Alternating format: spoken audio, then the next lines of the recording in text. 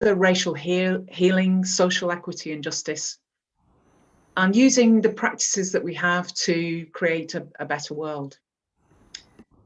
And whenever we have these events, we're trying to symbolically honour the numerous contributions made by Black and African descent and LGBTQ+ beings around the world. Our theme is a reminder that we're all beings whose inherent nature is to live in harmony with the world around us. And the event today we've called Nourishing Resilience. And we're going to hear lived experiences of how we can nourish ourselves and grow resilience, even when we feel othered in various spaces. And so today we're going to hear the lived wisdom of our presenters. We have Ayo Yetunde, we have Buddhist Young and Thor A Rain. And just a little outline of how it's going to run. So we're going to begin with a guided meditation of about 15 minutes, which Buddhist is going to offer for us. Then we'll have 2 rounds of sharing. And each of the presenters is going to speak on predefined topics. So they will speak in, different bring their different experiences to that. Then we have some music by Nisha Chowdhury, who you would have heard on the slideshow at the beginning. And then we'll have a 3rd round of sharing, and then an opportunity for questions and answers before we close. We'll say more about the questions and answers later. You may have sent some in, but there'll be an opportunity for you to put some questions into the chat later. So please do what's required for you to take care of yourself, make yourself comfortable. We have muted you. If you need to chat, it will be with the technical team. We have Rahina and Riva there waiting for your, if you've got any problems or issues. And to be fully welcomed and to feel that you belong, please feel free to rename yourselves, maybe put some pronouns that you prefer to use. And if you're not sure how to do that, then again, or in Rahina, other people to contact. And finally, just notice that we are recording, and so the whole event, including the Q&A, will be recorded. Okay, so I'm going to pass over to Buddhist, who is going to lead us in our meditation. Thank you, Vicky, and it's really wonderful to see all of you here. Really looking forward to the evening and to begin by practicing together. And for me, there's something about practicing together that creates that connection, that community, how we support each other in our practice. So let's just have a short practice together to start the evening.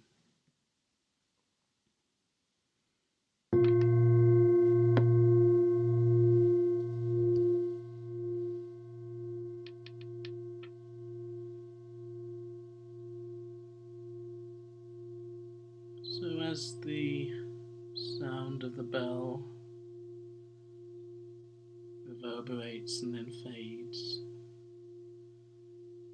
just using it as an opportunity to arrive. So a sense of arriving in this space, this shared space together. But also arriving in your body, in your posture, particular space you're taking up right now.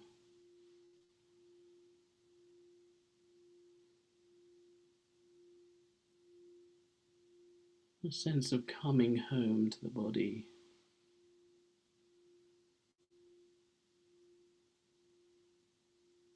So feeling the contact with the ground. Sitting on the chair, the soles of your feet, pads of the toes in contact with the ground below.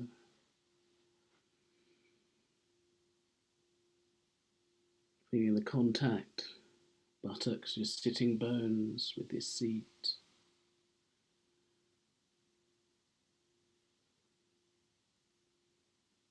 Just having a sense of the shape of your body, the weight of your body in your particular posture.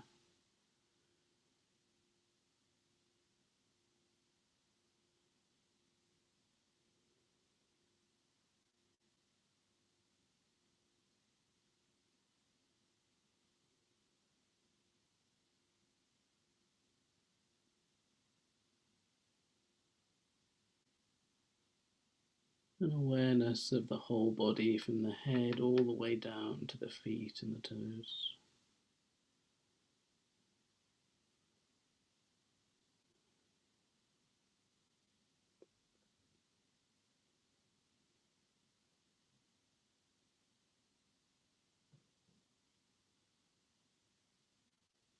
Just noticing what it feels like sitting here right now.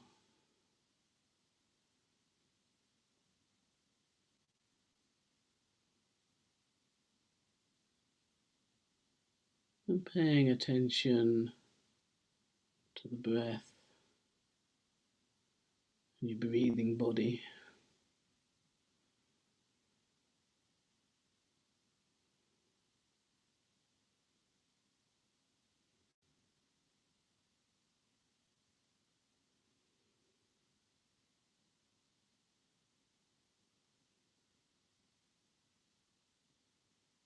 So breathing in, knowing you're breathing in, breathing out, knowing you're breathing out, and just feeling the breath in the body.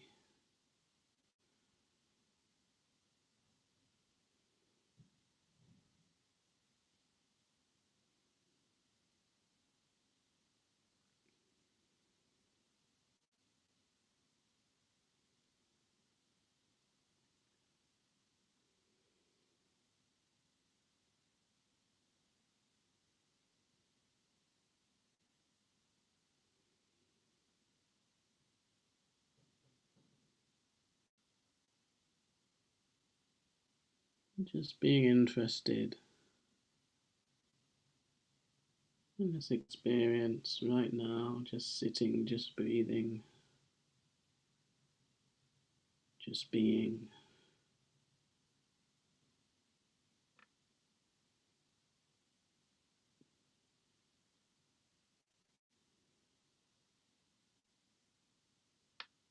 And welcoming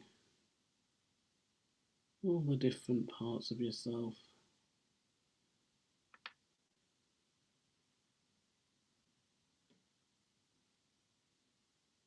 Just allowing yourself to be who you are, how you are right now.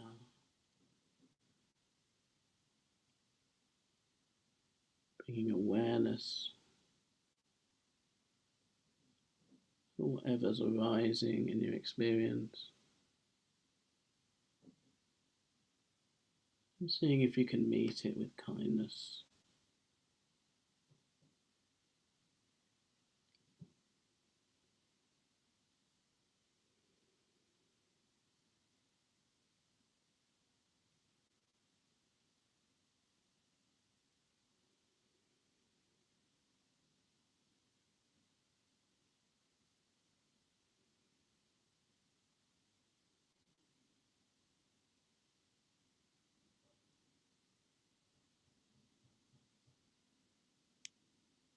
And if there's any discomfort or even pain, unpleasant sensations in your body right now,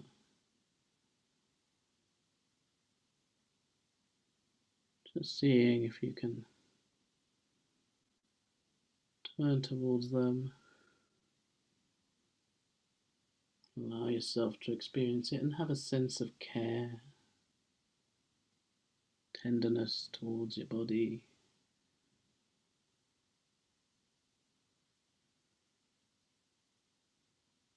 Towards yourself.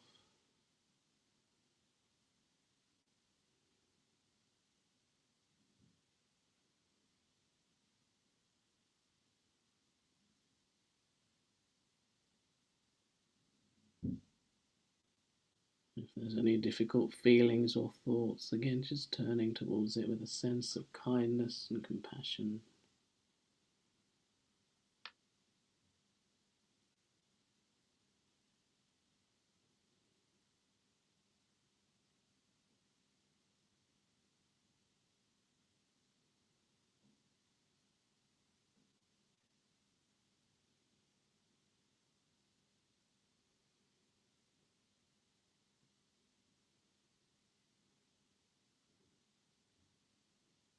And having that sense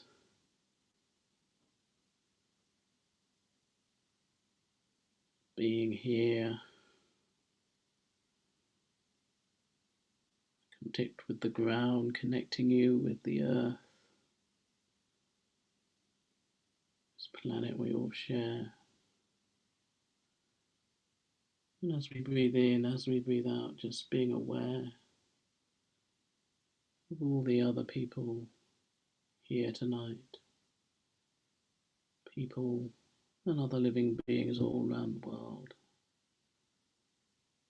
Also breathing in, breathing out,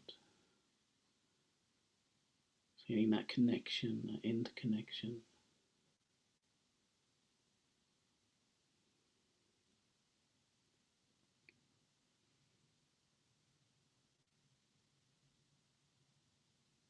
Welcoming them.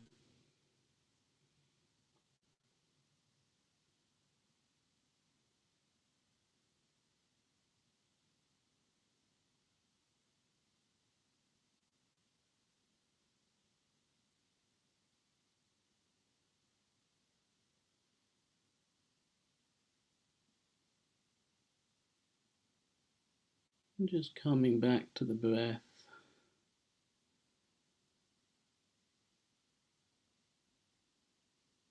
Sensitive to our body, feelings, our state of mind.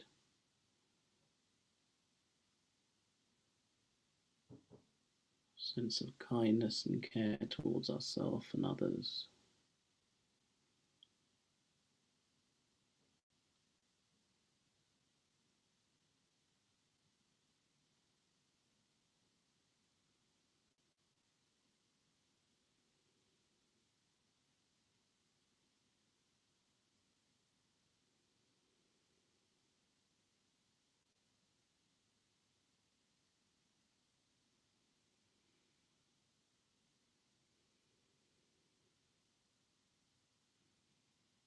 And if there's anything pleasant, joyful, positive in our experience, just turning towards that, taking it in.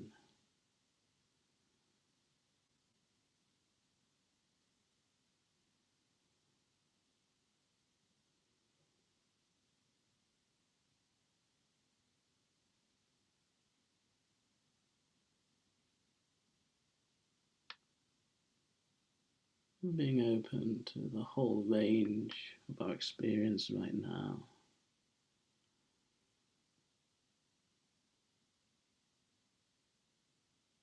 As we sit here,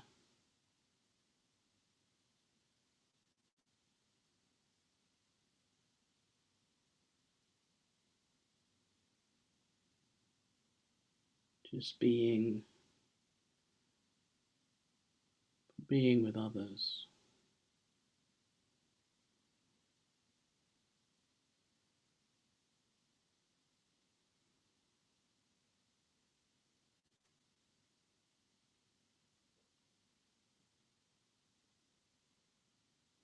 And that intention for your own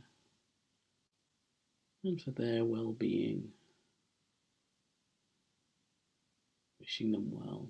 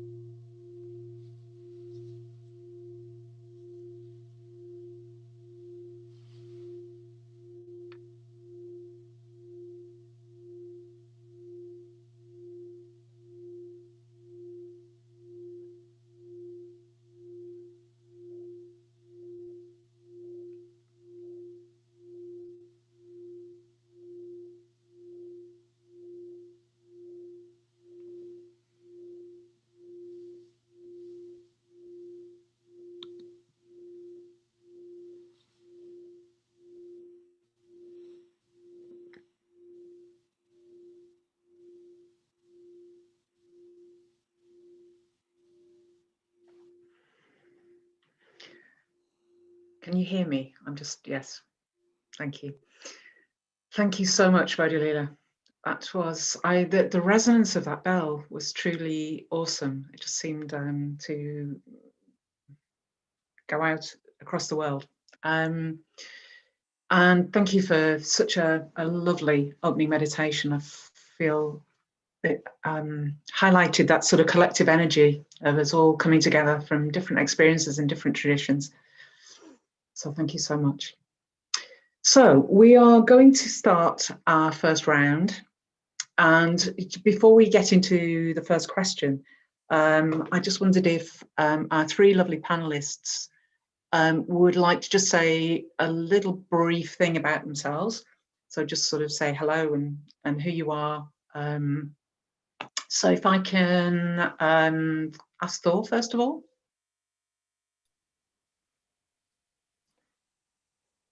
Hello, Vicky. Hello, everyone. Thank you for joining us here tonight, this morning, this afternoon, depending on where you are in the world. It was really lovely to just rest in the mindfulness that Bodhilila brought in during that initial meditation. So my name is Thor. I practice with the Plum Village tradition.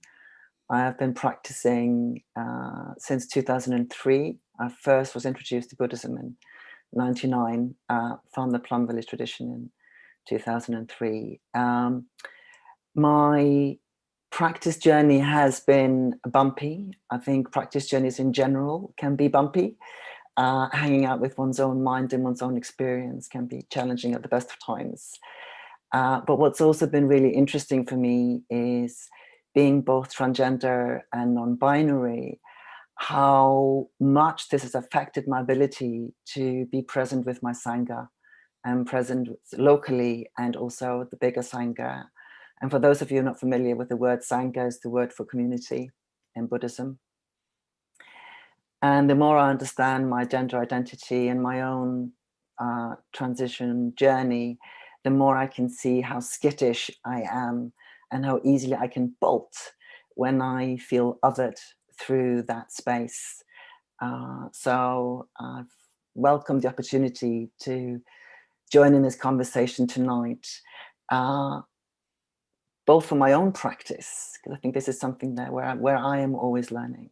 And also I look forward to hearing from the other people speaking and also the questions at the end, because I can imagine that me being like a skittish horse is probably not a unique experience. And I would be interested to hear what other metaphors or images or experiences you have, where we can learn from each other and co-create a stronger sense of insight and understanding. Thank you, Thor. Bodhilila? Okay.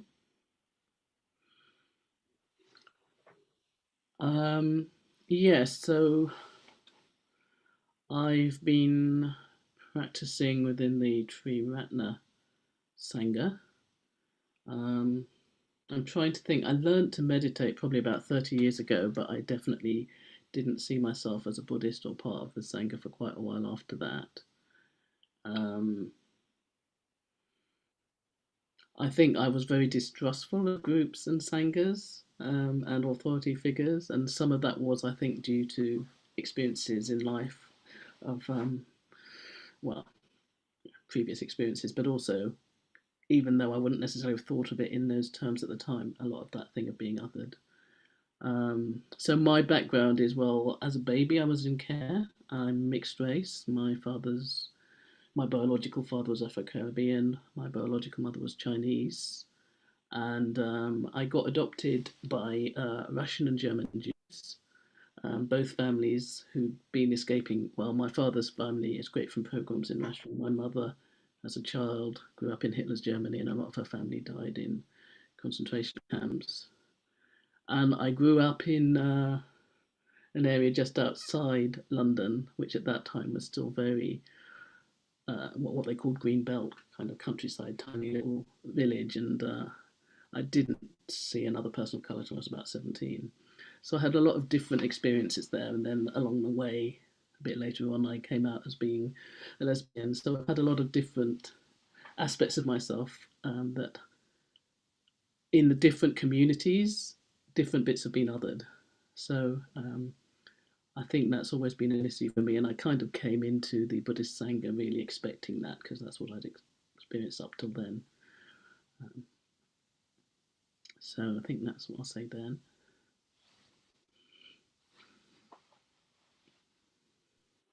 Thank you. And Ayo?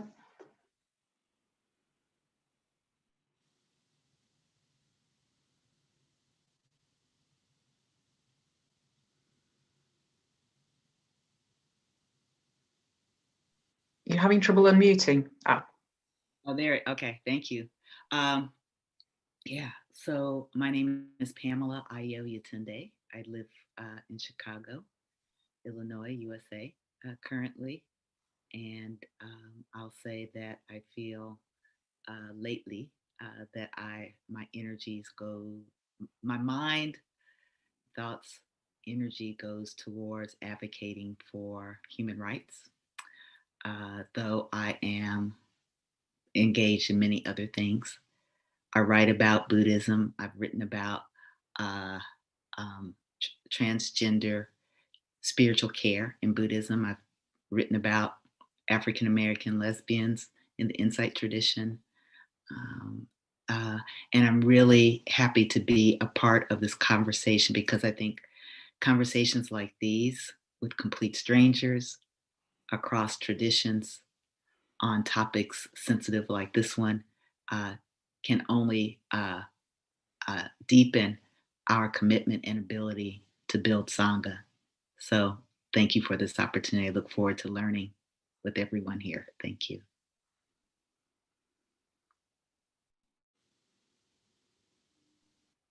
Thanks, everybody. So we are going to go for our first question. And I think all three of you mentioned that sort of sense of othering.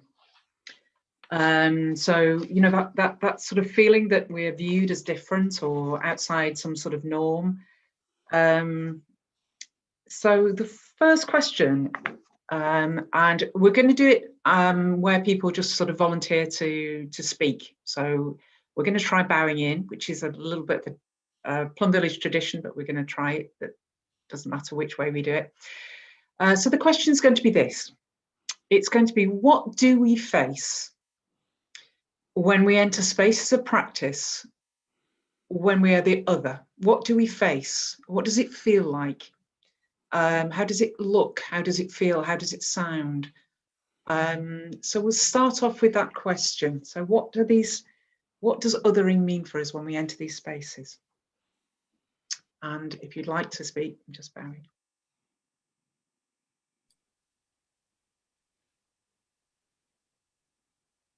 Thor. Thor, bowing in. For me, what is becoming clearer is the subtle as well as the sort of obvious aspects of where I feel othered. Interestingly, I'm originally from Iceland, so often I'm the only Icelandic person, so I may be other in that sense, but I have never ever tripped over that as an obstacle to anything. Whereas with this, there is a clear distinction.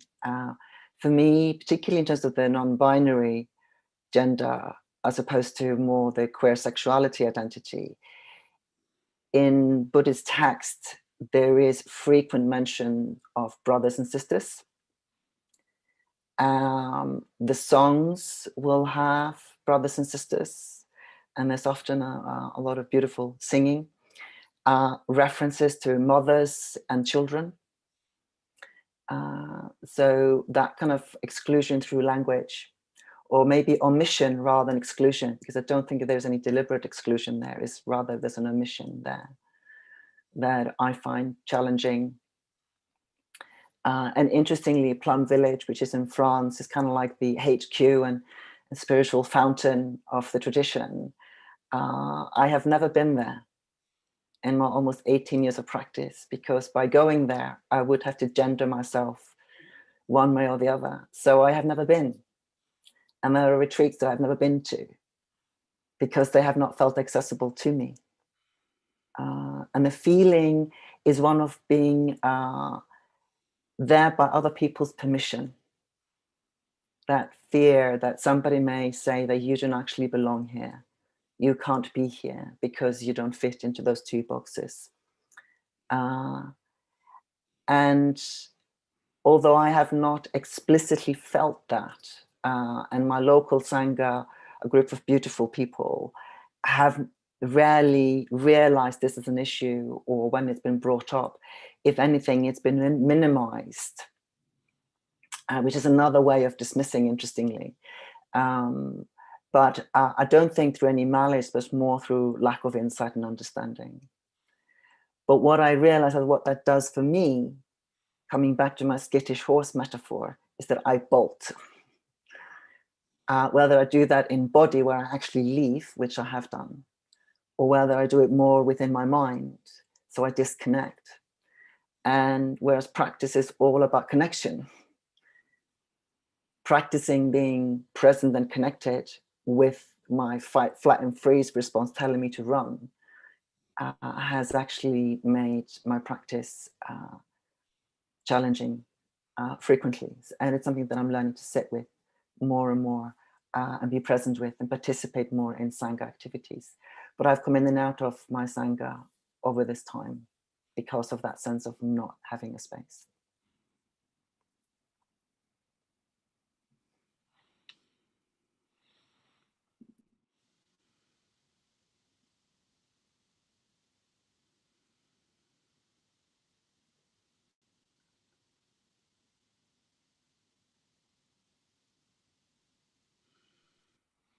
I keep getting the message when I try to unmute myself that I'm not able to do that. Yeah, thank you. I was just othered. No, I'm just playing. You know, I like to joke, folks. I like to joke. It seems to me that othering is part of human nature. That we need to be aware of and catch ourselves when we're doing it.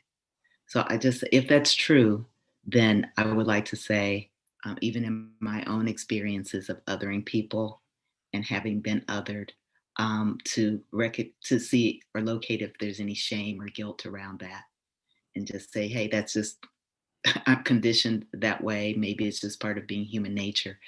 To me, the question is, how invested am I in my sense of what I think the other is, and how defensive do I become and act on that when I feel like I have been othered?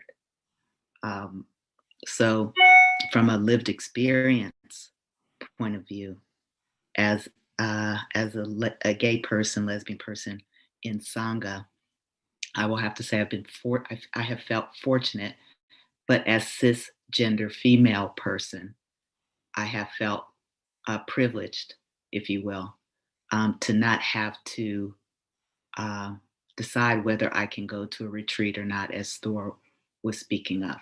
I have that privilege to do that.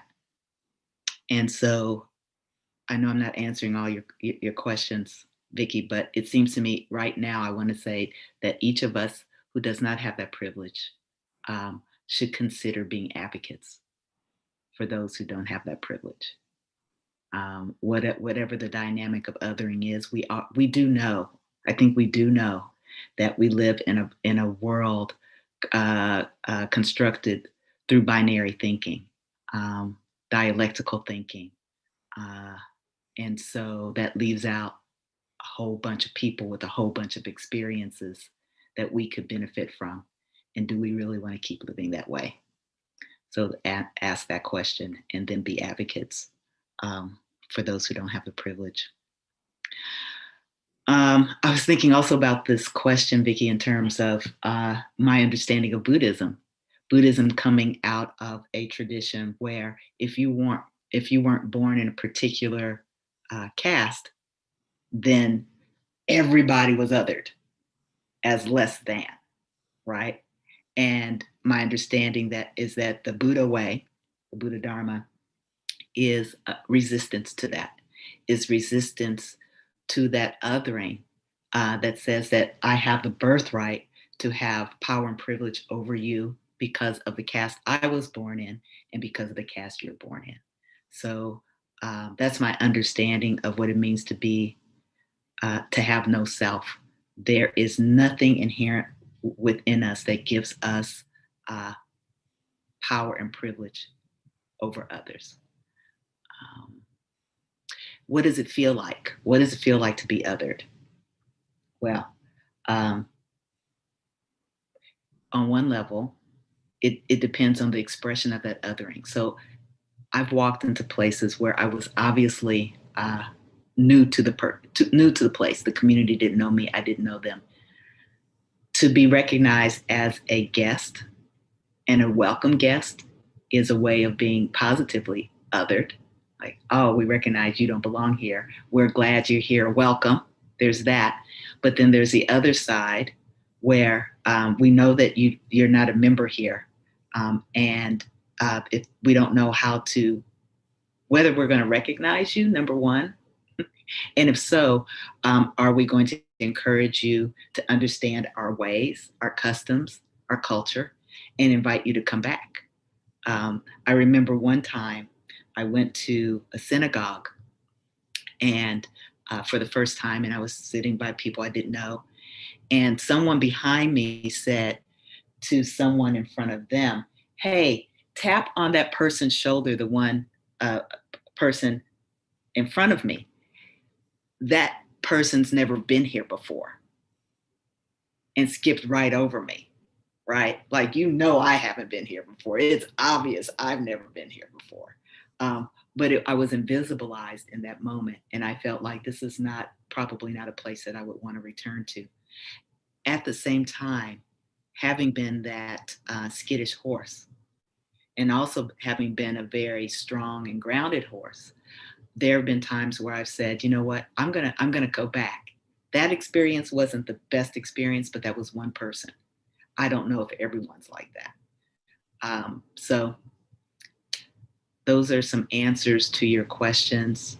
I think ultimately what we want to do as we build Sangha is recognize that it's part of how we are as human beings, and to catch ourselves in the moment and do our best to make people feel welcome.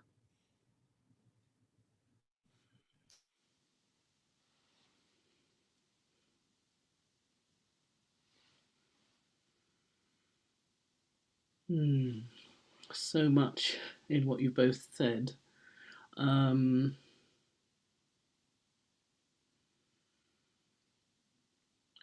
I think sometimes going into a new space, as a Black woman, I feel very visible. And on another hand, I'm used to being in very white spaces. I grew up in a white family. I was in white schools. I spent many years being a classical musician, where I was quite often the only member of the orchestra or whatever. And in those circumstances, I had sort of more obvious ways of being othered. Like people backstage, the security guards would usually not believe that I was part of the orchestra.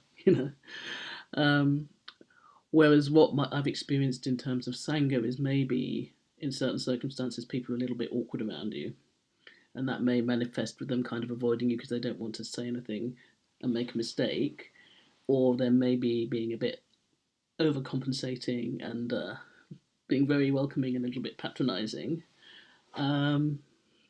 or it's just fine, and I think as I've become more confident, I kind of feel that I belong within the Sangha, within the spiritual Sangha. So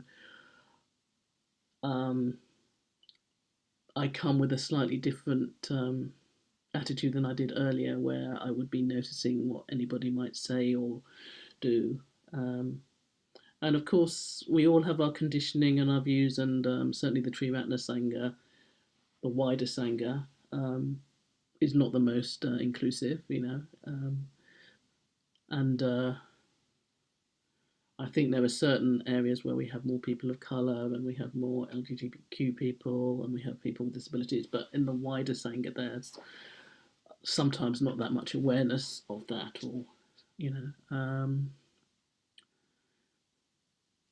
so I think it's the language sometimes, the assumptions people make. They're giving talks based on their experience, and the kinds of examples. And I suppose because of the education I had, I actually, I love classical music. I love a lot of, classical English literature, and I can talk on that levels. But the fact that, a lot of people will be giving talks and they'll be quoting Blake or Shakespeare or Schopenhauer or the Plato, I think does very much other people who don't have that, whether it's because of class or race or just their experiences, and leave them feeling maybe that they can't quite belong in the Sangha because they don't have those frames of reference.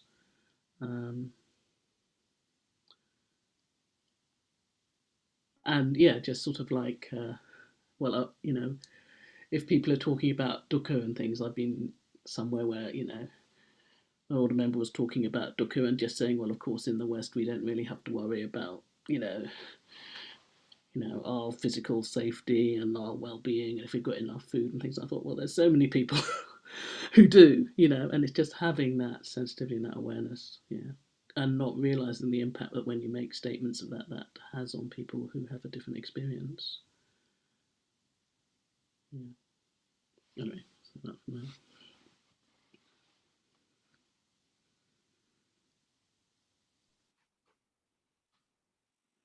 So we've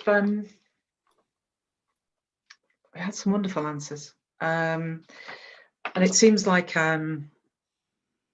various things came up there for me. That idea about that skittish horse, and I've forgotten how Ayo said the other one. Resilient horse, resistant horse. Anyway, strong horse. Horse. Yeah, a horse. Solid and sturdy. Staying power horse. Okay. Staying power. But those do different reactions, and that idea about not always retreating. How defensive do you become in that situation? I think is where we're going to go with our second question a little bit. And that idea of advocates really struck me about advocating for those who don't have privilege, whether it's colour or whether it's sexual orientation or identity or whatever. So we've got a couple of minutes. So does anybody want to add anything else? Do you feel like we've thought? Brilliant, thank you. Yeah, I want to just draw in another aspect here, and I can really, I love the way Bodhilila and Ayo are bringing this in. I can really feel it's almost like this kaleidoscope that I'm really enjoying. And what I notice, and it was something I was thinking about this week ahead of our conversation tonight, was also how I co-create my otherness, how I co-create the storytelling. And I think there was something either Ayo or Bodhilila was saying about, we all bring our own stuff. And I think that also in part, and depending on sometimes even just like whether I've had food or whether I've had enough sleep, my level of confidence and kind of the sturdiness of my inner horse can be affected, and I'm able to not buy into my own stories as much when I'm feeling more resilient. And then when any of those are reduced or anything else is going on, I am likely to be more vulnerable to participating in the othering. And it's interesting because being from Iceland, the othering that happens there is so different. I've got this really interesting juxtaposition of being othered in a very positive way. I've never had anybody say to me, "You're from Iceland, that's awful, man." That's just never happened. People are like, "Oh, I've always wanted to go." I have never in my I've been here since last century in the UK, I have never had a reaction to being Icelandic that was negative in any way. So, but frequently being othered and even fetishized from that exotic perspective. And that I have more and more through my practice, some leverage in terms of how much I participate in the story of the othering. I think that's something where the practice has been such a profound practice ground for me and teacher.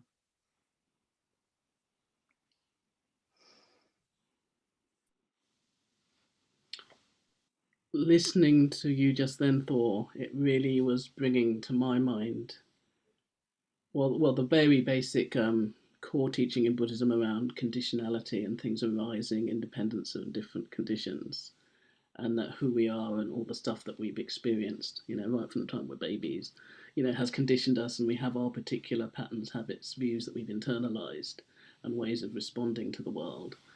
And that for me, a lot of the work has been around healing some of that, becoming more aware of it, seeing through those views, changing some of those habits.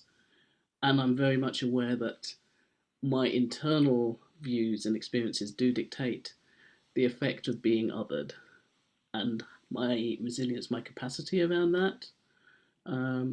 So, for instance, I had actually developed quite a lot of internalized self-hatred around my colour when I was younger, I think. And therefore, that wasn't something that I felt at all comfortable about challenging, and I might go into an area where there are black people and they wouldn't accept me because I was mixed race, and, or because I was gay or whatever.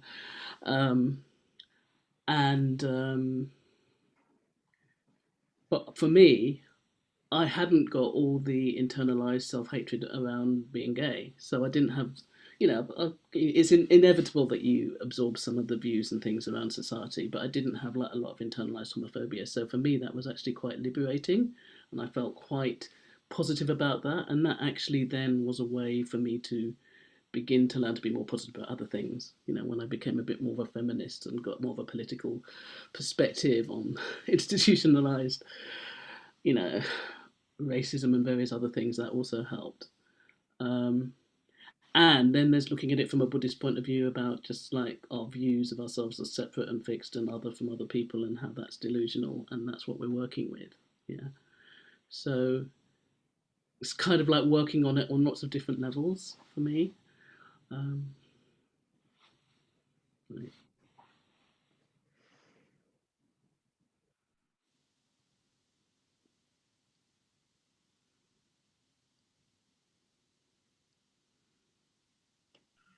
I love watching everybody indicate. Just going to pause us there for a minute, just because we need to move on to our second question. But I just think if Rahina, we could have a sound of the bell, that would be wonderful. Thank you.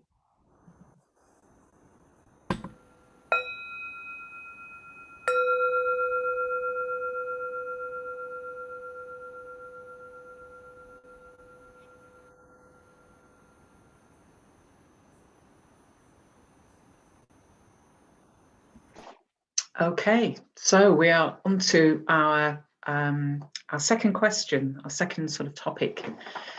And this is all around resilience. And I think we've sort of touched on this. So I think it's a case of maybe building on this a little bit. We've got two parts to this. And again, I think we've begun to filter into this idea. So the two questions are, what do we do when places of practice don't feel like a refuge? That's when they don't feel particularly safe or inclusive. And secondly, how does our practice hold us? How do we work through it? So we've already had this idea of maybe going back to a place and saying this may have only been one person, as Ayo said, and actually wanting to go back. But so what do we do when the places don't feel like a refuge, when they don't feel safe? And how do we use our practice to work through those feelings?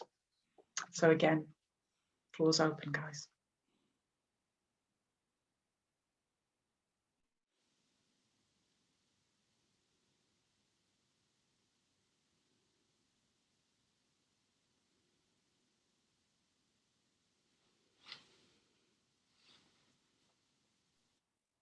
I think my response is to both questions. I was thinking, if I had gone back to this, when I was in the synagogue, when the person reached over me to get to the person who'd never been there, I could have turned around and said, but I've never been here either. Right? I could have done that. It didn't even occur to me to do that. I was so furious. So part of the practice is, I think, to speak our truth. What I have found in my own life is that I have struggled with rumination when I don't say what I should have said, when I should have said it. And then I started thinking, why, with regret, why didn't I say something in the moment? Right. So I think that's really important to think about the practice of right speech as a way of letting others know that you don't feel a particular way. And in doing that, then we're living into our integrity and into our practice by being mindful about how we say what it is that we need to say. The timing of it, the truthfulness of it, with the intention to be compassionate still, to do no harm, but also to be truthful. And with some luck, then we are expressing these things with someone who can receive it. And that could be the beginning of a beautiful friendship and an entree into a community. But I think if we find that it is not our inclination to speak our truth anyway, it's possible we won't find a community we could ever really be a part of, at least not authentically, because of that internalized fear that no matter where I am, when I speak my truth, it will not be received. So I would say practice with right speech.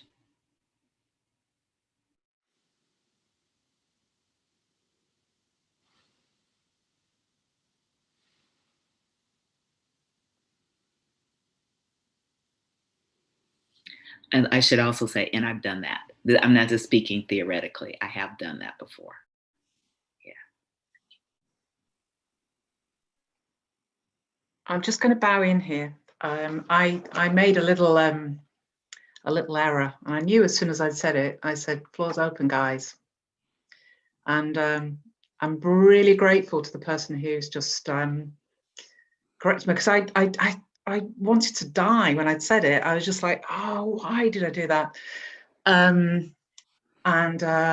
So just from what Ayo was saying about that idea about, being truthful, trying to say something with compassion and timing. This person that's just put something in the chat to me has just done that. It's just said very, very gently, but very, very clearly, you said that, and it made me feel a bit uncomfortable. And so great apologies, sincerely apologies, but it just seemed to be totally pertinent to that idea about dealing with it straight away. And, so sorry for that. Let's go on.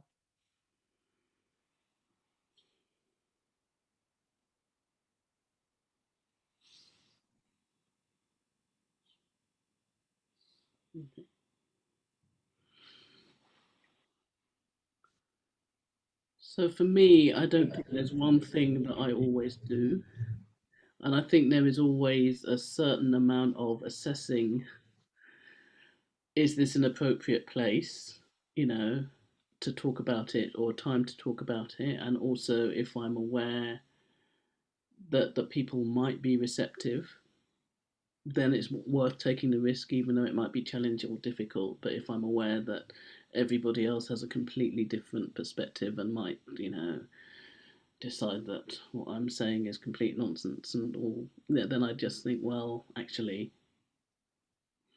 I don't have the time and the energy sometimes, What I do find is that I'm much more willing to speak up on behalf of other people sometimes than myself, and I also need to look at my own patterns. Yeah, it's been quite interesting, all the stuff that's happened certainly within our community since the murder of George Floyd, and all the awareness more through the Black Lives Matter movement as it spread around, around the world. And within our community, there have been a lot of discussions and conversations and reactions, and I think a lot of positive stuff coming out of it, but also some people being very, very defensive, and some people saying things or posting things online that very challenging and difficult. And so with some of that, have actually tried to address it. So for instance, somebody, one of our order members posted something in support of the Black Lives Matter movement and protesters, and then there was a whole response quite negative response from a few others, and well, a group of London-based order members of colour, we decided to respond and try and give some support, but also how we decided we didn't just want to get into a public sort of stuff on the internet, and we thought, well, what is it that we want to achieve? And I think what we decided, we wanted to get a bit more awareness and discussion within the order, so we actually chose to write a shared letter to the order, and we put a lot of thought into it, so not just getting into that confrontational stuff and blaming everybody, but to questioning them and give them areas to reflect on, and have you thought about this and that, which actually did get well received by most people, and I think did open up quite a lot. So there's something about skillful means, and also what's appropriate, and what's just wasted energy and effort. Yeah, for me, yeah. And I don't necessarily expect the places to feel like a refuge, though obviously it's really lovely if you do have that sense of community and support. So I suppose I kind of feel that my main refuge is in the Dharma and the practices, and I have to sort of keep that separation between, well, this is the Dharma and the three jewels, and this is where I'm placing my heart and putting all my faith, but the tradition I practice in is, is imperfect, and I just have to be aware of that and work with that, and also recognise what's really positive about it as well.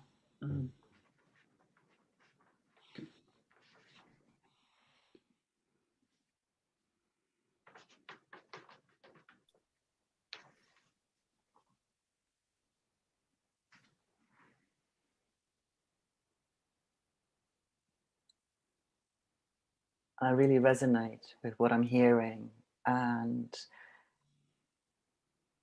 it's interesting because this week just gone, I've had the experience of feeling othered in a communication, and then sitting with it and assessing, like Buddha was mentioning, assessing, do I name it?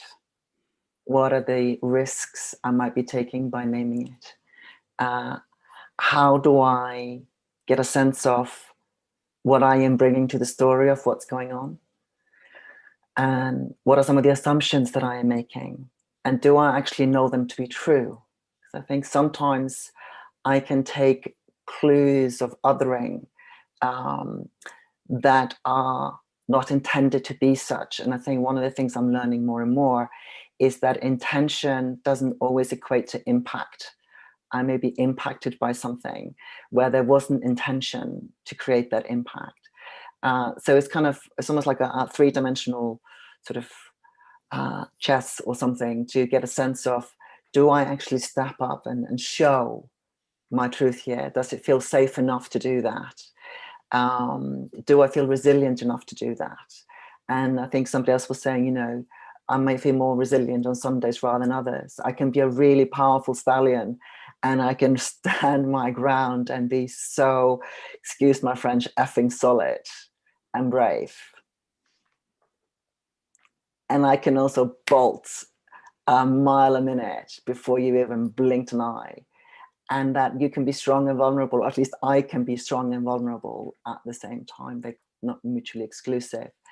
And so taking that courage and then thinking about that kind of mindful speech or right speech, how, and seeking advice either from within myself or within others. And how do I actually name it when I feel the Sangha isn't the refuge for me in some way or another, or the group that I'm participating in that moment? I think the other aspect is to be kind to myself when I haven't got the courage to do that. That sometimes I haven't got it in the tank to take that call to action, and that's okay. I think the other thing that I'm really learning is that the Sangha isn't other to me.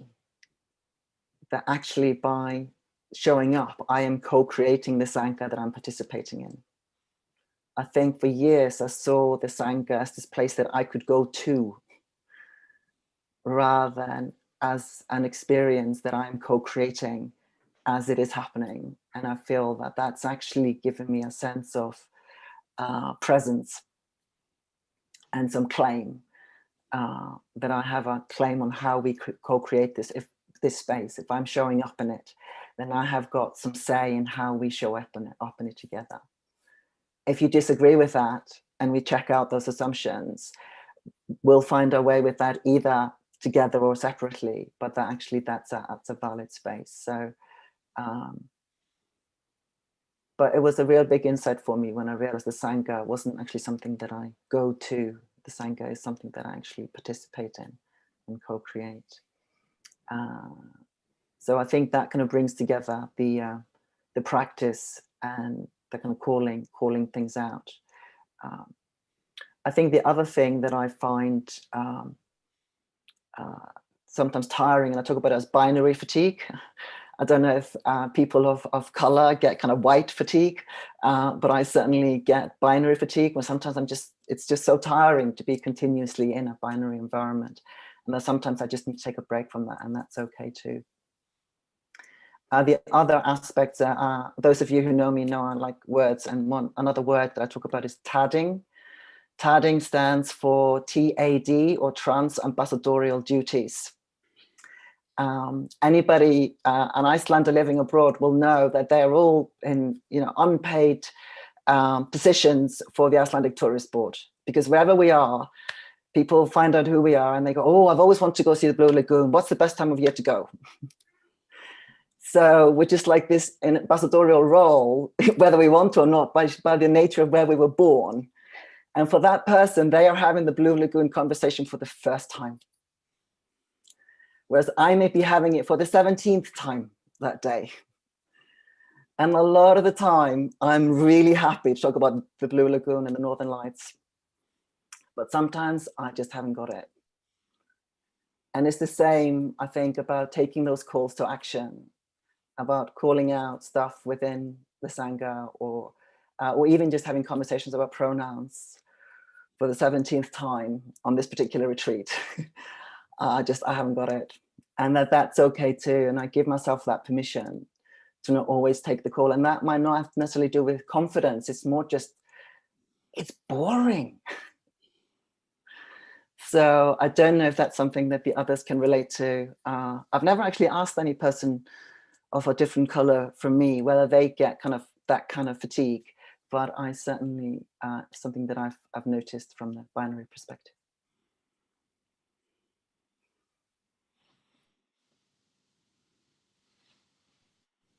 Or do you want to ask that question, or you want to just kind of leave it? Oh, thank you, Ayo, for checking it out with me. Yes, I would. Is that something that you feel? Yes.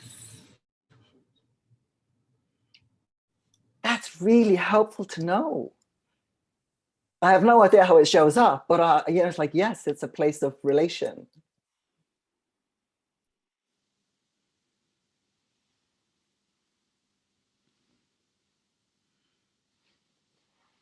Yes, I can also identify with that. And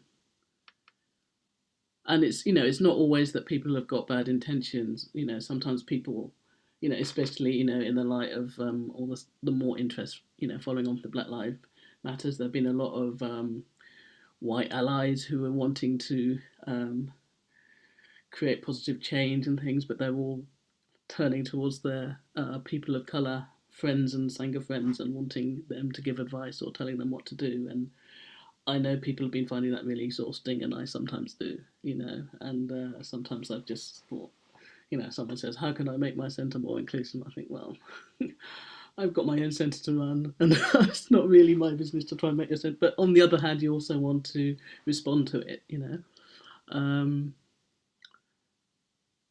I was, yeah. Sorry, my brain's gone. Just to interject, it sounds like you get kind of Black ambassadorial duties. I'd never thought of that before. Oh yeah, no, definitely. I mean, it makes sense now that you say it, but it's interesting in the whiteness of my mind. I hadn't thought about that.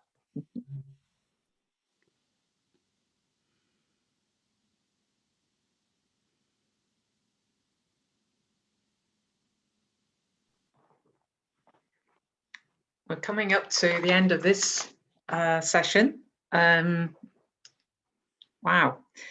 I mean, just so much there. I think that idea of, you know, of speaking our mind when we can do, of saying our truth, I think that came through really strongly from everybody, but doing it mindfully and compassionately.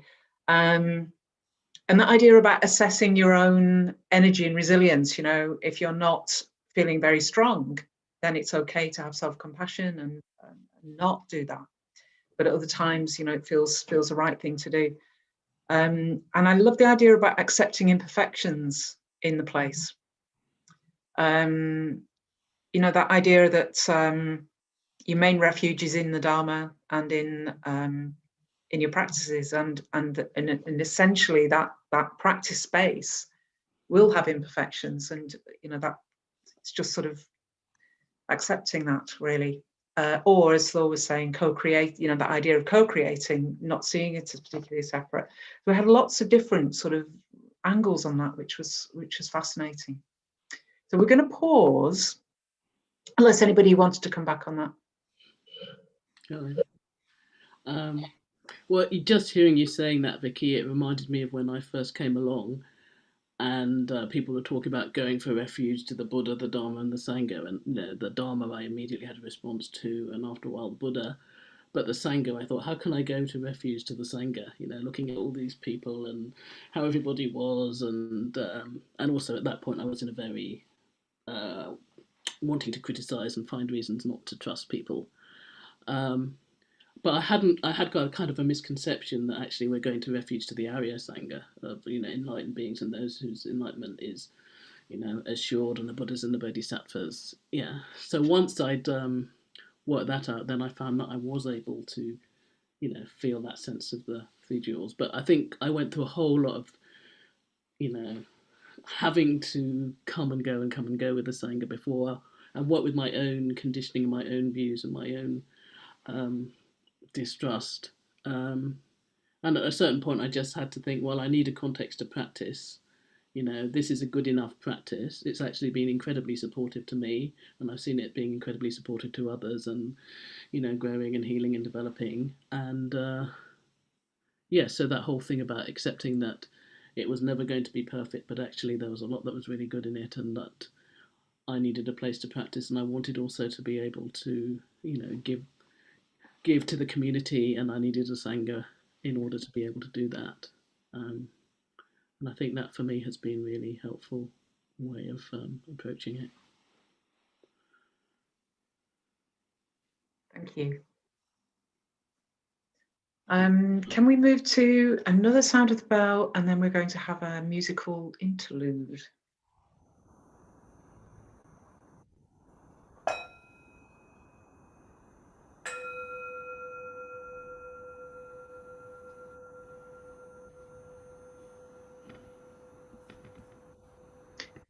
So we have about 10 minutes. During that time, we're going to hear some music from Anisa Chowdhury. And if you need to use this to take a break, we'll be back just in about 9 minutes, I think. Okay.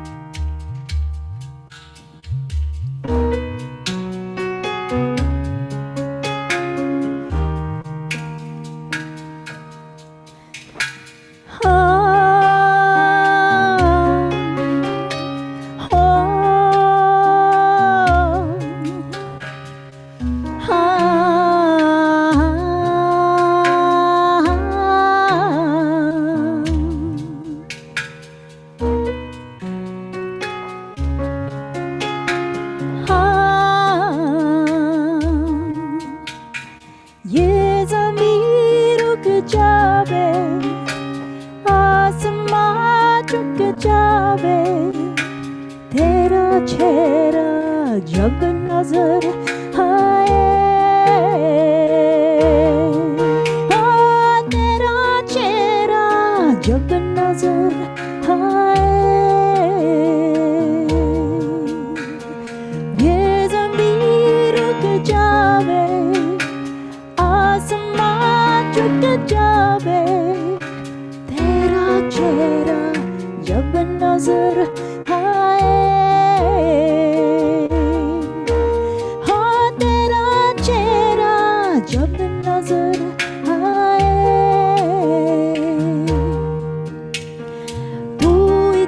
आजते अगर मुझसे थोड़ा प्यार मेरे कर लो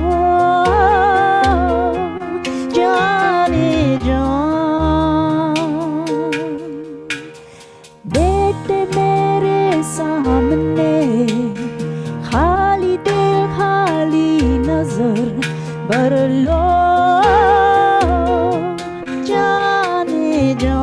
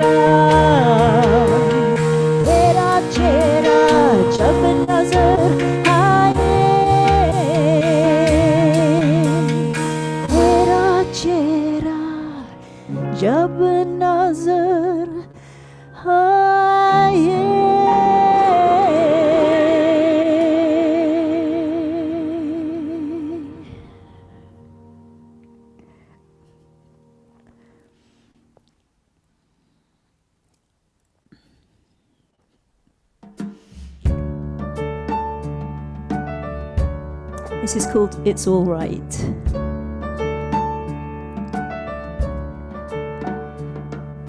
Hey, can't you see that I'm talking to you, baby? Look, I'm gonna stay by your side. We're gonna look at this thing together. Maybe things will be tough for a while. Let me right in to hold your heart, I swear. We'll carry it safely home to a place where you can be who you want to a space where nothing is right or wrong, 'cause it's all right. Yeah, it's all right. Can't you see that we're talking to you, baby? Look, we're gonna stand by your side. We're Gonna look at this thing together. Maybe we'll come along for the ride. Let us ride in to hold your heart, we swear. We'll carry it safely home to a place where you can be who you want to a space where nothing is right or wrong, 'cause it's all right. Yeah, it's all right. The sun's gonna shine into your life. Just look around, you ain't on your own. There's nothing you can do, walk through your fears. You know the wind's gonna fly you home. The sun's gonna shine into your life. Just look around, you ain't on your own. There's nothing you can do, walk through your fears. You know the wind's gonna fly you home. Fly you home. Hey!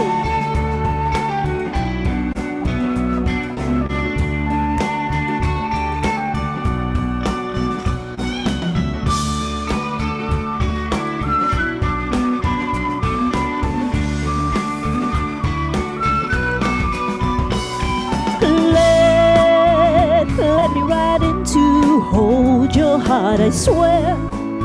I'll carry it safely home to a place where you can be who you want to a space where nothing is right or wrong, 'cause it's all right. Yeah, it's all right. 'Cause it's all right.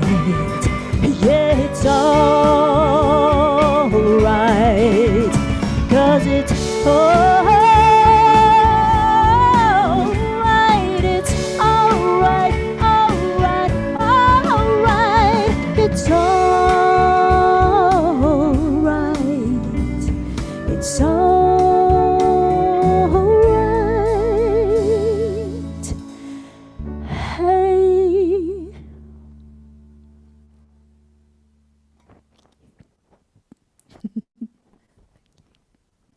Thank you. I'm just within my 10 minutes. So if you've got questions, feel free. Thank you for having me.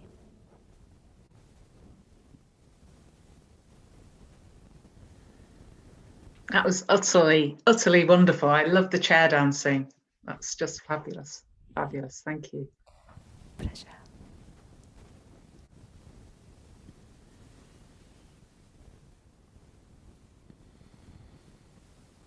Okay, are we back?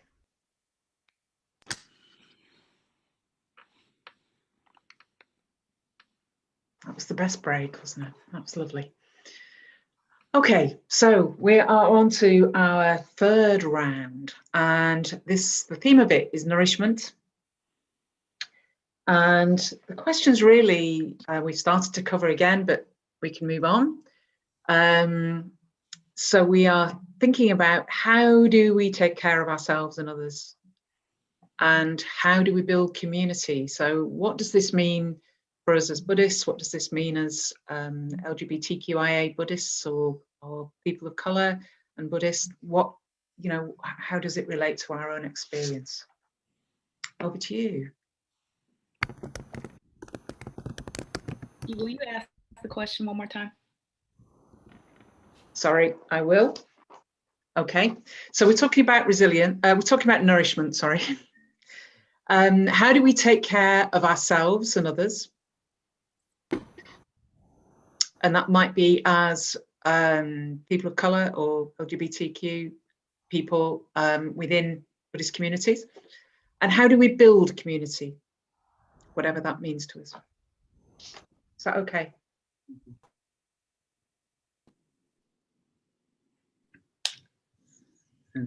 Since I'm already in the act of moving my mouth. I'm thinking about previous conversations we've had about our expectations around taking refuge in Sangha, right? In the imperfect Sangha, co-creating Sangha, and not having the expectation that they can, a particular sign that can meet our needs. And I think all of that is healthy to a point, right? To a point, though. Because in the co-creation, if you believe in that, if you believe your presence, whether you say a word, is already contributing to the co-creation of the community in that moment, then nourishing to me feels like, again, going back to integrity.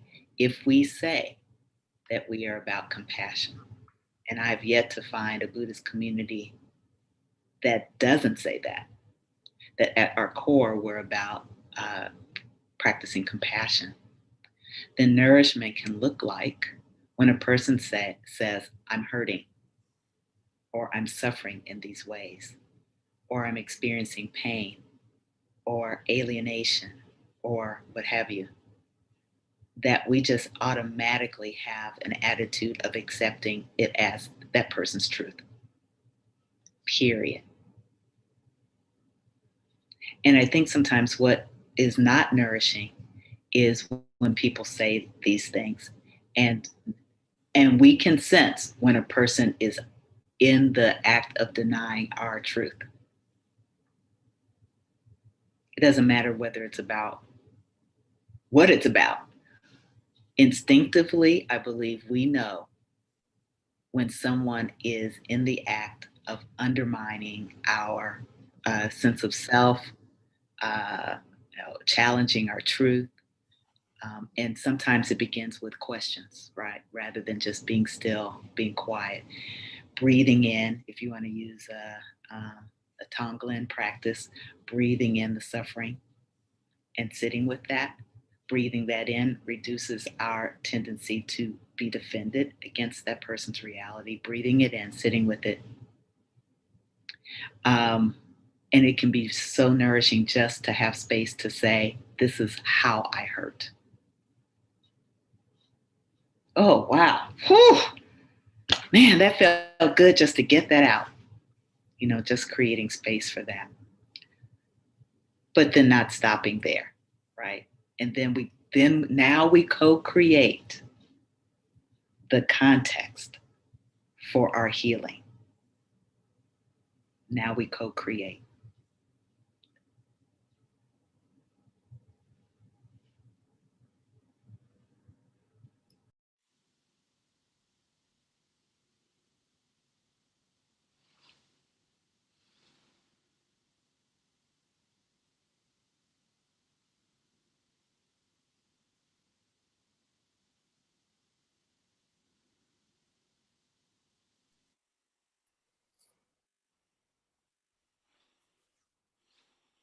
It feels like, for me, everything starts with awareness. Even the awareness that I may not have the awareness. And so first of all, awareness that I may need care. And I think because until I recognize that, or I learn to recognize the signs of that, because I don't always realize I need care, it's my behavior that shows me I need care. Then there's very little for me to work with. So I found the practice really sobering. Certainly it's been challenging at times, but it certainly has been helpful to help me just to kind of develop that ability to look. And in Buddhism, we talk about looking deeply, and I sometimes talk about getting my Sherlock on, when I need to get really curious about a reaction, or and that might be to my own experience, but I also know that I often find it uncomfortable when other people are hurting because of something that I have done, whether that was intentional or unintentional. And so I know that I can go into defense mode about that. And when I go defensive, what I tend to do is I minimize the other person's reality because it helps me feel easier. And recognizing that I do that and seeing how that triggers for me shame. I'm ashamed that I do that because I would like to think of myself as, you know, very aware and psychologically developed and blah, blah, blah, good person. But recognizing that I do this much more than I even am aware of.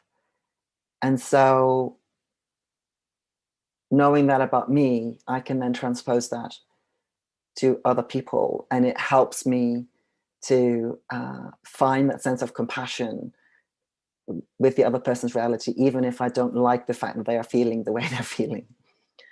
And coming from Iceland, which is a very egalitarian, very Scandinavian country, I mean, it's hilarious and embarrassing that I was 25 when I realized that I had prejudice. So I believed up until that point that I didn't have prejudice because I was so, you know, well educated and I was so this and that and coming from a loving home, yada yada, and of course being Icelandic and all these myths about how we weren't prejudiced. And I was on lunch break from work and I was walking down the main street in Reykjavik and I heard myself judging another person's body shape. And I literally stopped and I was like, oh, I can't believe I just did that. And so that's been such a profound learning for me. It really stopped me in my tracks. And so for me, that care comes in with the compassion, but first of all, recognizing that just as other people can be unkind to me, I can and have been on a myriad of occasions unkind to other people. And I don't like that. I wish I was always skillful and wonderful in my communications, but I know that I'm not. And I find that that premise for me is a good start, because as soon as I can recognize that I can own that truth about me, at least for me, I find it easier to both reach out to others, but also relate to others when they reach out to me and show me stuff that I'd rather not see. And from there, I think we are building a community of trust. It may be uncomfortable, because as it often is, but there's just juice in it. There's just, yeah. Don't know if that makes sense actually outside of my head, but it really made sense in the way it felt to say it.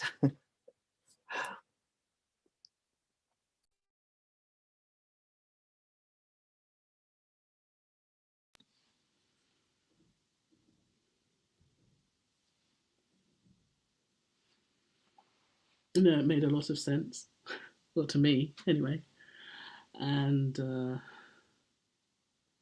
well, I think it is, we're all human. We all have that capacity to, you know, have the full range of human emotions and to behave badly. You know, I think one of the things I've always liked about Buddhism is it's very pragmatic, as well as, you know, we've all got the potential to become like the Buddha.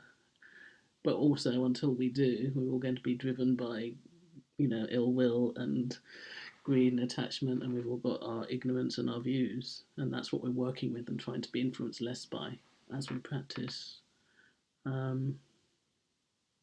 mean, I think for me, the question of how do we take care of ourselves and others becomes more and more interlinked, really. I'm thinking I think it's in the Samyutta Nikaya, Buddha saying, you know, looking after others, one looks after oneself, and, you know, looking after oneself, one looks after others. And there are certain things that I might be doing consciously to take care of myself, you know, and I do find, you know, practicing like meditation is really key for that. But also, you know, friendships, Sangha, having the teachings to rely on and to think about, you know, being able to, yeah, I suppose build that capacity to be with myself and look at myself. You know, I find things like the wisdoms of the five Buddhas really helpful. like mirror-like wisdom, for instance, especially just being able to see what is, even if it's not what I want to see, you know, help me rather than blame myself about, oh, I've done this, or I'm feeling this, or I've had this view, to actually uncover some of those. So a lot of that internalized stuff that I'm really not proud of, you know, it gave me that capacity to actually just try and be honest and see what was there. And the more honest I can be, then the more I can own it and not react from it. I mean, one of the things I notice now that I'm, you know, in a kind of, I suppose, a position where, you know, I'm the chair of a centre, and one of the things I'm trying to do is help create conditions to build Sangha and to make other people feel included, is that I really have to look after my own mental states. And it's very easy to get really caught up in the business and all the things that need to be done, and especially like with COVID and the centre and having to close down, and how do you keep the Sangha going, and how do you keep the centre going financially, and all those sorts of stuff. So I've been very caught up in a lot of other things, as well as my own personal responses to what's been going on. And I suppose what I'm realising is I really have to work on my own mental states in order to be able to be there for other people and help create conditions for that. Yeah. But a lot of it is about, I think, a bit like what you were saying, Ayo, about being there and listening to people and valuing people and hearing what their experience is, isn't it? And meeting that with kindness. Yeah. So.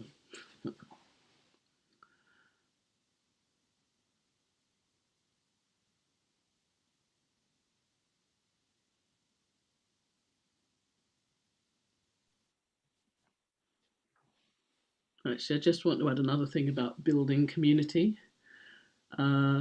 because again, I think there's part of me that's been doing it in a more Buddhist way, and then part of me that's also being informed by experience out in the world. So, you know, in terms of creating support for people of colour, for instance, or LGBTQ, you know, finding spaces that you can create where people can be with others and can support each other, and still be part of the other Sangha, and having to sometimes explain why that's necessary. I don't know about everybody else's movement. Certainly in Triratna there's a lot of, you've got the men's wing and the women's wing, and that's an area that we, you know, obviously for LGBTQ plus people, that's a big issue, and there is a lot of stuff that needs to change around that. I think there is quite a lot of talking around that, but you know, if somebody's in the ordination process, for instance, they basically have to decide whether they're going to do it within the women's ordination process or the men's ordination process. So even though I think there are conversations, and people from the ordination team, for instance, are in a sort of steering group exploring some of that stuff, there's a long way to go. And I've completely lost my train of thought there. But I think, yes, it's something about being able to create those spaces where we can support each other and also look at our own conditioning where it feels safe to do that. Because I know for me, if I'm looking at certain things, I would rather do that with a group of other people who might also be working with that, you know. I don't want to look at my internalized racism, particularly with a group of white people, but, you know, and it's still scary doing it with a group of people of colour, but we all kind of have that sort of shared experience in a way. And it's also maybe now I'm thinking a bit more strategically about, well, the institutions and who are the people that you need to get into those conversations, you know, what are the conditions that we need to create. I'm realising that you can do stuff on the ground, but also if you want to make a bigger difference in your movement, sometimes you do have to engage, you know, with the, you know, the institutions, the different groups and the more senior people, and have those conversations. And yeah, I think that's all I'll say now.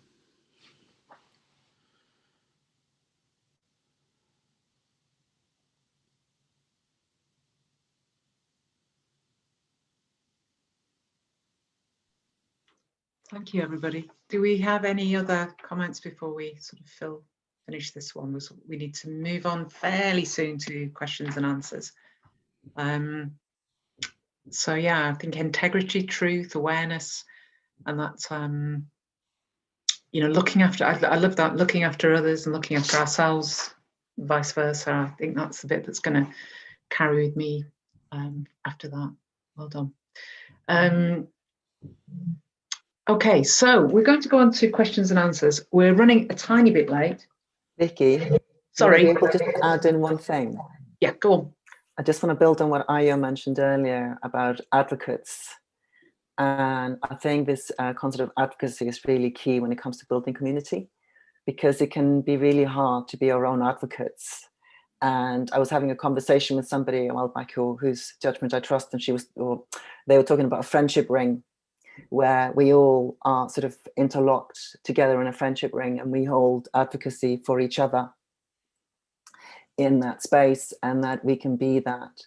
We can take on that role, so the person doesn't always have to do their own advocacy.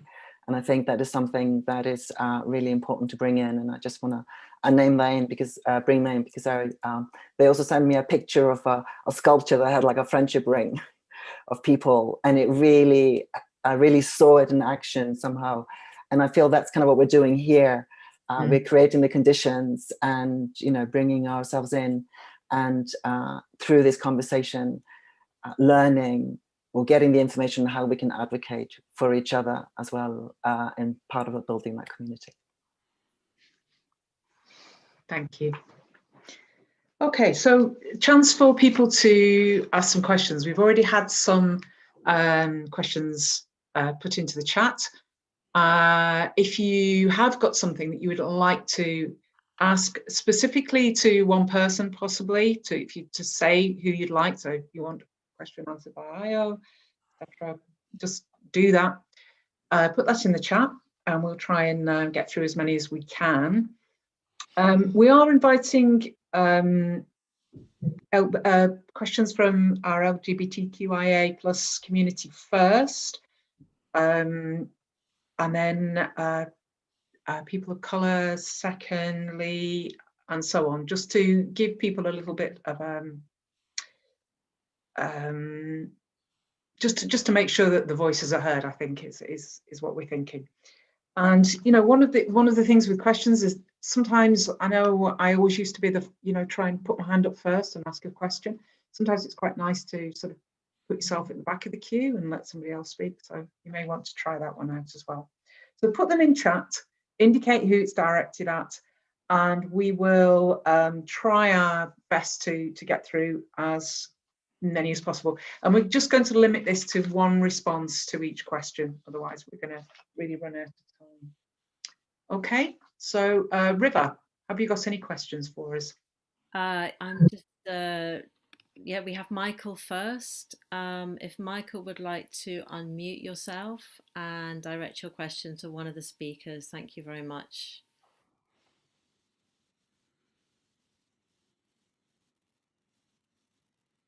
We'll try and spotlight you as well. Michael, are you there?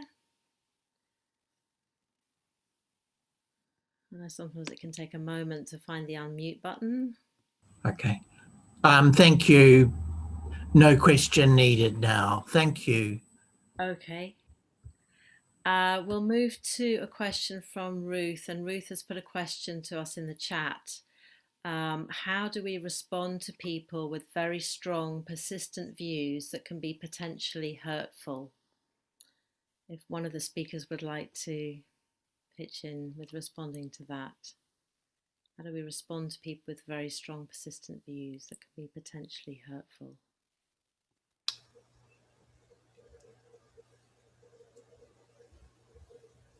Who wants to answer?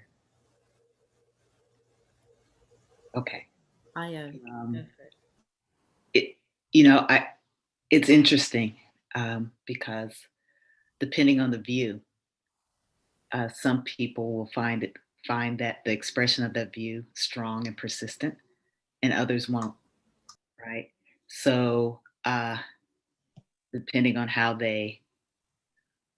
much energy they put around the expression, it can be perceived as threatening or it can be perceived as life-giving. It seems to me that it's important to be able to say to that person something about the impact of the way they speak, or the content of their speech, what the impact is on a particular person. It seems to me that person needs to be the one to express it, so that we don't triangulate in the Sangha. Oh, there's somebody who's feeling something about you, but they can't approach you directly. So I've taken the responsibility of doing this, or they ask me to do it on their behalf. This is an ideal situation. Express it to that person. And this comes out of some teachings from nonviolent communication, Marshall Rosenberg's nonviolent communication. State the facts, claim the impact without blame, make your request, and make it without the expectation that that request is going to be fulfilled, and see what happens.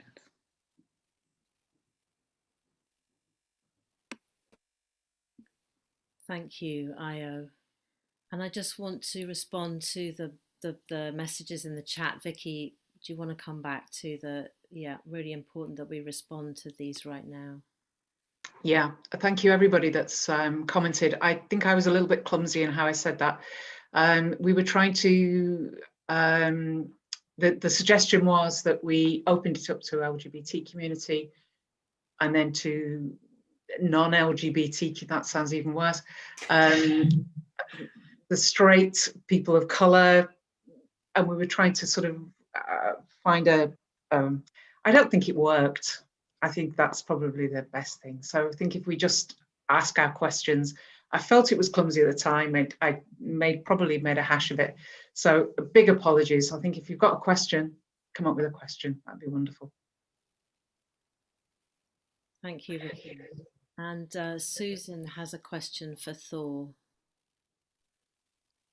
Susan, if you'd like to unmute yourself. Hi. I'm nervous. I struggle with binary, non-binary. As a queer woman, I find refuge in woman-only space and safety in that when I go to a retreat. And yet I also want to be there for my friends who are non-binary, who don't have that experience. And I don't know how to juggle those two things. So your thoughts. Thank you, Susan. My sense is that this is a conversation to bring together. I think having experienced specific spaces is incredibly important, and I can really understand your that feeling of refuge in women-only spaces. And I, in the same way that I feel the refuge in non-binary only spaces or male-only spaces or any kind of specific spaces that resonate with a person, I really don't think they need to be mutually one needs to exclude the other. So I think from my perspective, it's more the awareness that from a non-binary perspective, that how do we create the opportunity for that third space, and how do we bring in that sense of what for me feels like non-duality, which feels like an intrinsic Buddhist principle. How to help that coexist with those more binary spaces. I think non-binary doesn't have to mean that everything needs to be along those lines, but that is included in the conversation and included in the practice and included in the spaces that are provided. I only speak from my own experience there are 1,001 ways of being gender non-conforming. So I can't speak on behalf of those whose experience differs from mine. But from my experience, the two can sit side by side, as long as there isn't the omission of the third space of the non-binary. That for me is the really difficult aspect. And I think I appreciate your concern and your willingness to be inclusive and your desire to be inclusive, and yet also protect your own experience, which I think is really important. I think this is very much an evolving, just like with the language, it's an evolving experience and reality that we are co-creating. And so we will find our way through these conversations that we're having. Thank you so much, Thor, and thank you for the question, Susan. I'd like to bring in Chris to ask a question. And would you like to say which speaker you'd like to direct it to, Chris? I do have a question. I have come in late. My time told me to come in at 1:30, so I came in right in the middle. So I don't know who all the speakers are. I do have questions and comments as well. I don't know what Asanga is, so that is confusing.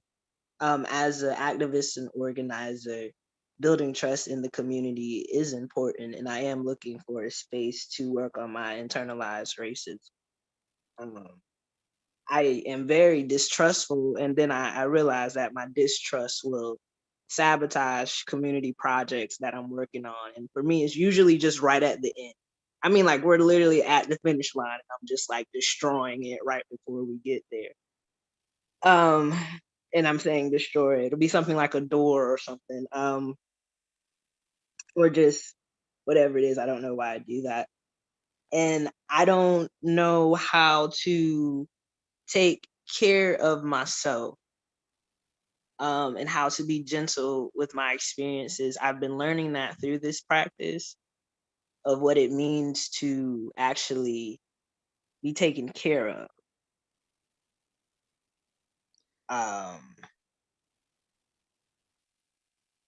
Thank you, Chris. And I can see Ayo's writing some notes. So I'm wondering, Ayo, would you like to respond to Chris? I'll be real brief because I want to leave space.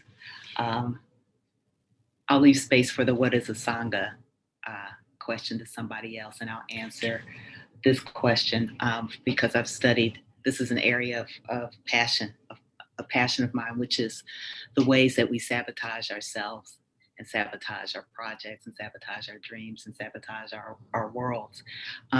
It's something that I learned from object relations theory called the internal saboteur, known also as the persecutory object, that there's an aspect of our ego formation that was formed very, very early in our lives that because of fear of success, fear of failure, fear of what other people will think about us, fear of what the responsibilities will be if I actually actualize my dream, that underneath that is a subconscious part of our ego structure that just sabotages. So is Chris still there? Chris, are you still there? Okay. I don't see you. All right. So here's one thought. Through Buddhist practice, one way, I believe, one way to help ease the intensity of that part of yourself that sabotages yourself is through loving kindness meditation. And in a particular type of loving kindness meditation, as you are working around internalized racism, when you bring when in your visualization in loving kindness meditation, visualize Black people and send them love. When you visualize Black people sending them love, you're actually sending it to yourself. And this is not magic. It's not something that's going to erase everything overnight, but I invite you to explore how loving kindness meditation can help ease the impulse to sabotage. Thank you so much, Ayo, and thank you for the question, Chris. And I just want to the what is Asanga piece? If anyone would like to briefly respond to that, Bodhilila, it's going to bring you in. This to Chris's what is Asanga?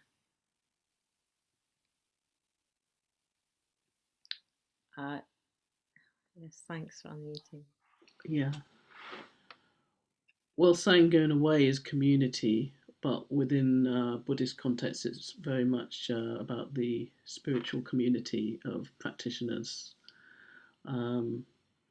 So when you come together to meditate or to study or just to be doing ritual or anything, and that's, you're coming together as a Sangha, and most Buddhist movements or schools will have local sanghas, but also a wider sangha, and you can think about the wider Buddhist sangha. So tonight, for instance, we're connecting as a wider Buddhist sangha with Buddhists from different traditions. So in a way, it's just coming together as a spiritual community, I think. Don't know if anyone else feels differently.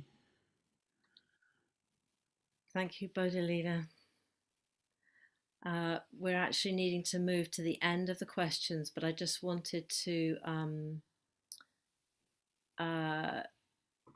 read the comment from Sam that's in the chat. Just a brief consideration about cultural communication and cross-cultural communication. As an Indigenous woman, so many times whites will interpret my Indigenous perspective through colonial whiteness ways of understanding. That then translates into considering Indigenous viewpoints and ways of speaking as hostile, invalid, etc. So would anybody like to make a brief response to that before we close the questions?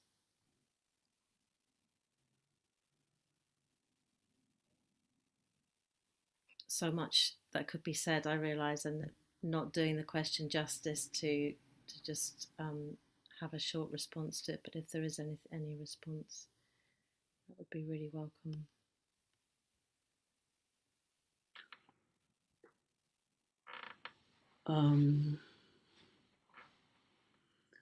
Well, I can very much resonate with that, and I think, well, it's another aspect of the way that we're all conditioned, and all the different kinds of conditions, and the legacy of colonialism is there all around the world. We all have it in our own different ways, whether it's people from kind of quite privileged white backgrounds who have a sort of assumptions that they've got from that, or whether it's, whether you're a country there has been colonialism and there's been the way that communities got played against each other, and differences around the colours of skin, or whether one race was given more privileges over another. I think we're all still dealing with the legacies of that, and it's it can be very painful and harmful. And I do think that, again, with that sort of like power dynamic, sometimes with the all the unconscious bias that people can have in that sense of privilege, that comes maybe from that colonial background, and then people don't want to be challenged on that, do they? And then that's when you tend to get attacked for being angry or for being hostile or for being emotional, and it's a way of in a way undermining or not taking seriously your experience, a bit like Aya was talking about earlier. That I think it's really important that we do try and listen to each other deeply and hear each other and bring kindness and care to that. And it may be that in certain environments we're getting a lot of that, and I think then it's really important to try and find allies and friends and contexts that can support you and nourish you, and in a way give you the strength to deal when you're in those other situations. Yeah. Don't know if anyone's got any other thoughts. Thank you so much, Bodhilila, Ayo, and Thor, and thank you to the questioners, and thank you to everybody for holding the space and for listening. I'm going to hand back to, okay, I'm just getting a message from Rahina about addressing Chris's point. Yeah, the danger of erasing BIPOC, LGBTQIA, and just to reiterate what Vicky said, that you know, that a mistake was made in you know, in what she said, and I'm sure Vicky can say more about that if you'd like to. But yes, that recognizing the impact, we've spoken about intention and impact, the impact of erasure of BIPOC, LGBTQIA people, really important that is raised and that it is heard and that it is responded to and acknowledged. So thank you to those who have said that in the chat. And yeah, we are learning and listening and humbly continuing to learn. So I'm handing back to Vicky now to, we have some closing comments and also announcements. So handing back to you, Vicky. Thank you. Yeah, I mean, first of all, I just like to say sorry for any clumsiness in the way that we've,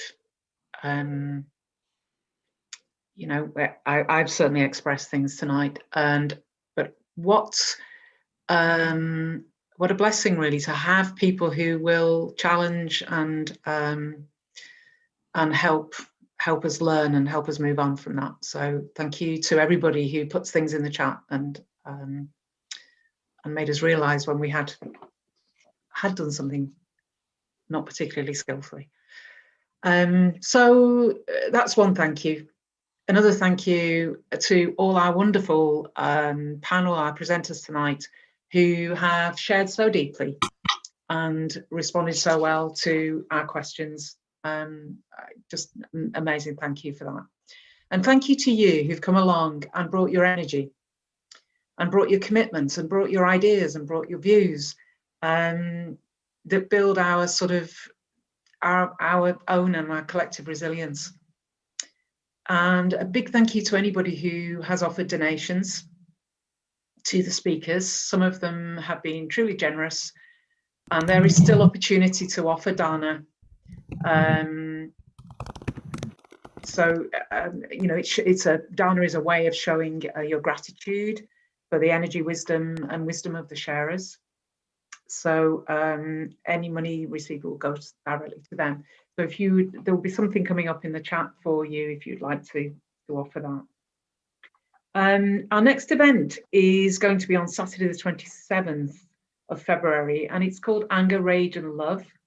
And there will be Ruth King, Lama Rod and Simran Upal, and music by the wonderful Val Regan from Out of the Archives project.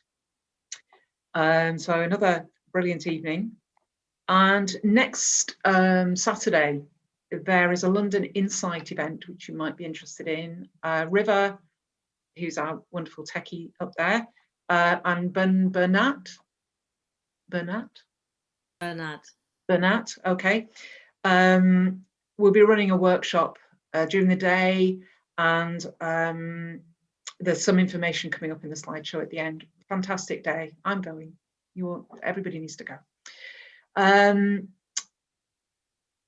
And what we're going to do now is we're just going to dedicate the merit of this opportunity. It's been an amazing opportunity to come together as people from different traditions and different experiences. And so if you can just sort of close your eyes and just bring the energy to our breath.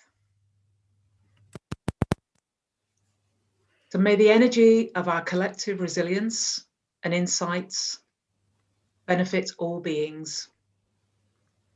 May we all live in harmony with the world and the earth.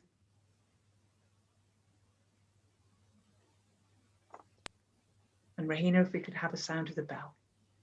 Oh, God, missed it.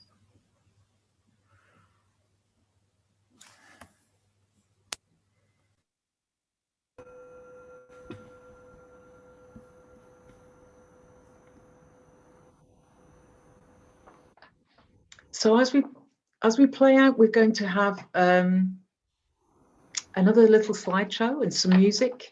You are welcome to use the chat openly, as some of you have already done, and unmute to say goodbye, hello, good evening, good morning, whichever it is. And we want to thank you again for being here tonight for a wonderful evening. So goodbye to everybody and enjoy the music.